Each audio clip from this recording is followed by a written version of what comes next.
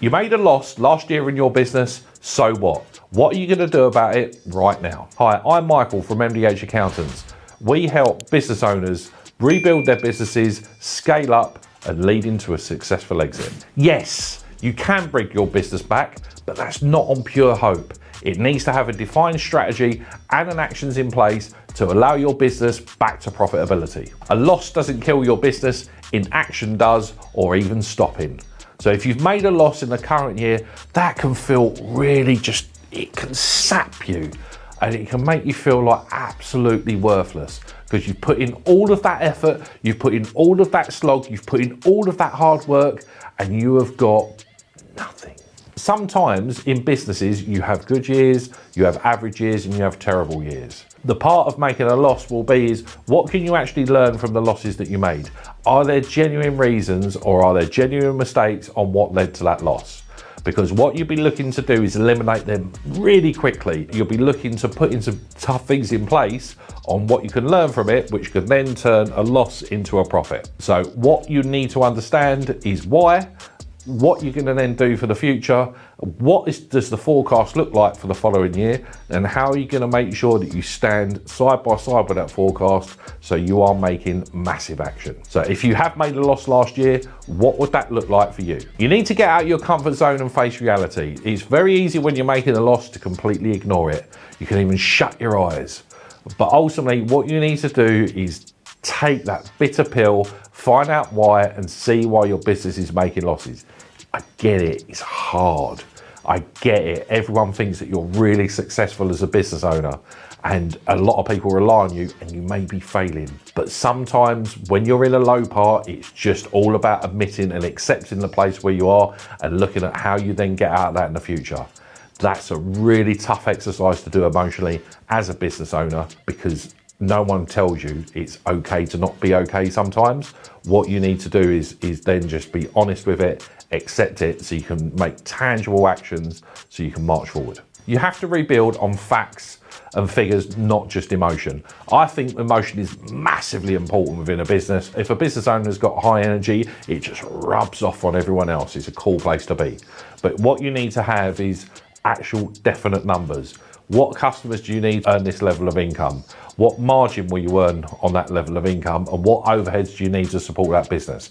This can't be on pure hope or, yeah, we're going to get there. It needs a definite strategy. It needs a definite plan to say, right, to get this level of income, I need this amount of customers. I'm going to get this. And are they repeat customers or are they new customers? And how do we get them in our pipeline so they then end up making us a lot more money? Then it becomes a lot more exciting because you then go, oh, we can do this. And it's not just sitting there meditating, going, hoping it comes. You are going out there making massive tangible actions. If you're making decisions on the past, which can be from fear, guilt, or shame, you are building on sand. Now, not everyone has a perfect year every single year. Not everyone had a straight road to actually get to where they want to. It's about sometimes just facing adversity. So one of the best things you can do as a business owner if you've made a loss is don't make a decision based on any of them emotions, which are fear, guilt, and shame, because you are building on sand. Let them go, learn from them, accept them, and say, what can I do in the future to make sure that we don't get in this same position again and we get back to a really strong profitability. Comeback requires sacrifice. So sacrifice can be in many ways. That could be doing things that were really good in the past that are just not working now, so just stop doing them because they've either gone obsolete or they're just out of date. It could be some of the suppliers that you've had are not producing good quality stuff in the bin or they need to improve. You could have team members that are just not performing. Now, it's very easy to go in there and go, cut.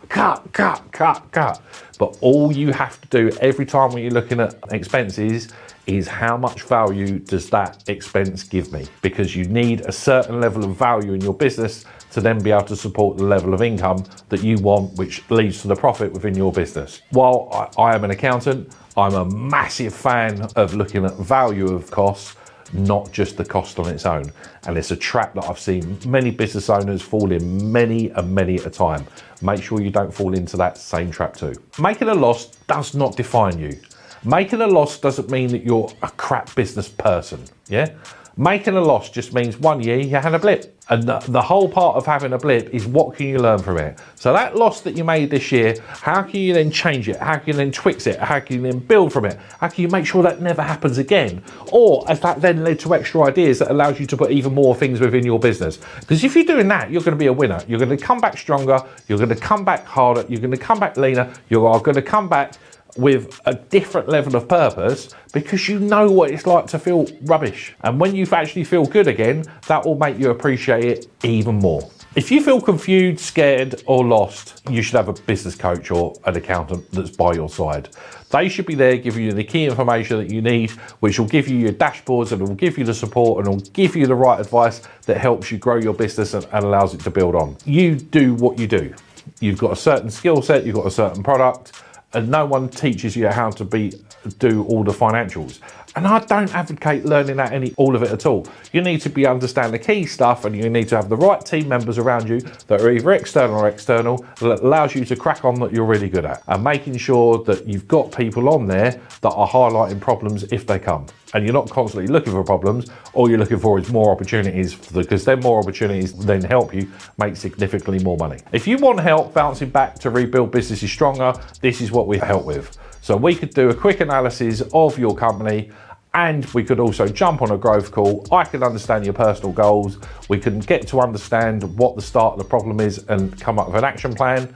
And I'd love to help. If you want a growth call with me today, click the link below. I'd love to hear about you and your business. So if you're looking to bounce back, there are 7 key business drivers that you can use within your business to make it flourish and to make it grow. So we've got a course that goes through each of these in detail, and it's called the Business Growth Program. We'd love to see you on the course today. Click the link below and let's see what 7 of these drivers could do to take your business to bounce back to make profits that you could only dream of.